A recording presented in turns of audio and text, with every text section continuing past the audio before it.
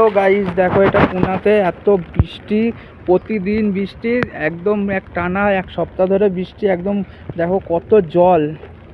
আর সবাই আসছে দেখো কেমন করে, গাড়ি ওখানে পুরো ফেসে গেছে, গাড়ি ঘোড়াও আসতে পারছে না, এত বৃষ্টি।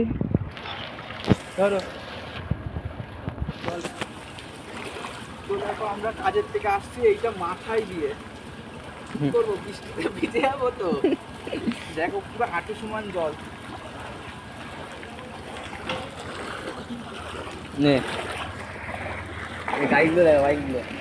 এইটা আমাদের রুমের বাইরে দেখো কি অবস্থা।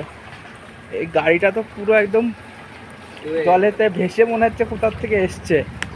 আর ওইদিকে গাড়ি দেখো পুরো অর্ধেক ডুবে যাচ্ছে, সব গাড়ি করে ওখানে বসে দাঁড়িয়ে রয়েছে, আসতে পারছে না।